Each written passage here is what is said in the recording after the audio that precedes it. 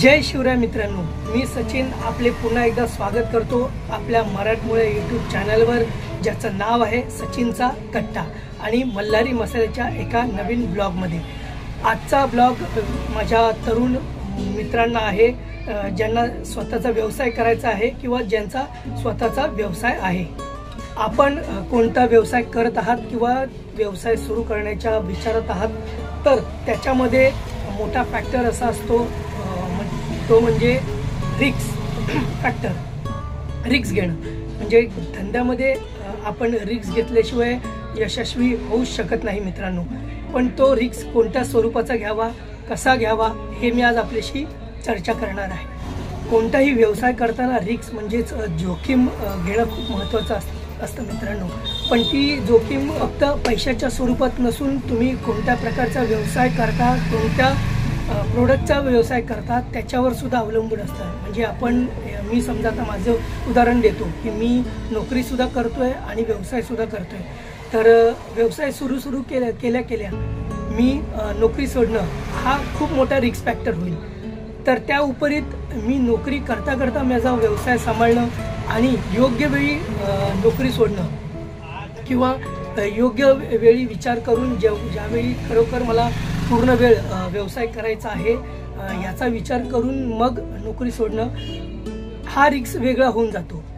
जोखीम घ्यायचीच आहे तर ती योग्य वेळी योग्य ठिकाणी घ्यावी लागेल। म्हणजे आज मी जो व्यवसाय करतोय त्या परिस्थितीत मी नोकरी सोडणं हे खूप रिस्कीच होऊन जाईल, म्हणजे अति धोकादायक होऊन जाईल।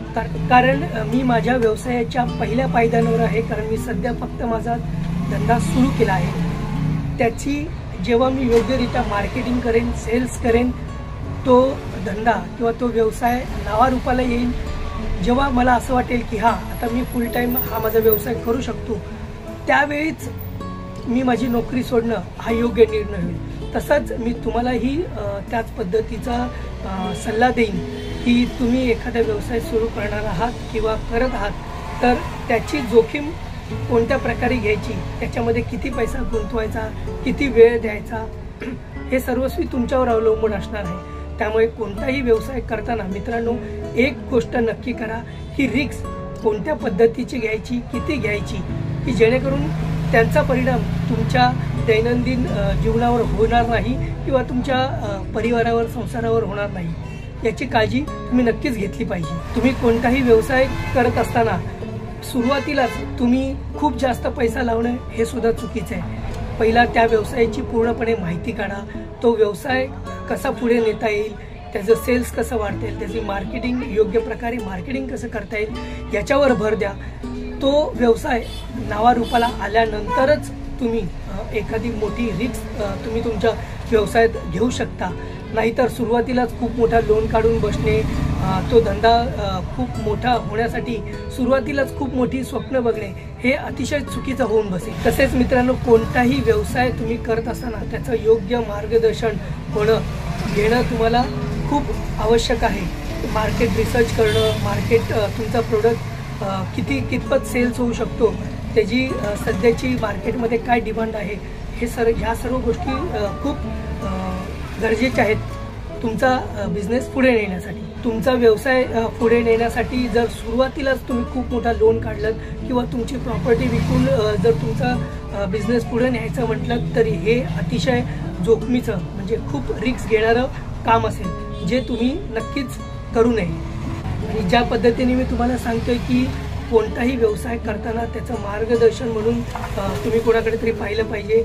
मी सध्या डॉक्टर ओमकार माळी सरांचं ब्लॉग पाहतोय, त्यांचे यूट्यूबर्स वेगवेगळे व्हिडिओ पाहतोय। त्यांचा काही दिवसापूर्वी मी एक प्रायमरी सेशनसुद्धा अटेंड केला होता, पुढे जाऊन मी त्यांचं ट्रेनिंग सेशन अटेंड करणार आहे।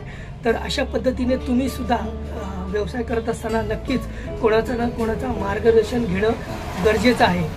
कोणत्याही व्यवसायात उतरायचं म्हटलं तर योग्य मार्गदर्शन, त्याचं प्रशिक्षण घेणं हे अत्यंत गरजेचं आहे। नाहीतर पुढे जाऊन तुम्ही जी रिस्क घेणार आहात ती खूप मोठी होऊन बसेल आणि ज्याची हानी भरून निघणं कधी अशक्य होतं। आणि मग आपण सुरुवात तर करतो एखाद्या व्यवसायाला, पण ते फार काळ टिकून राहत नाही। म्हणून मित्रांनो, आपण व्यवसाय नक्की करा. विशेषतः माझ्या मराठी मित्रांना मी सांगेन की तुम्ही व्यवसाय नक्की करा, पण त्याचं योग्य प्रशिक्षण, योग्य मार्गदर्शन हे घेणं अत्यंत गरजेचं आहे.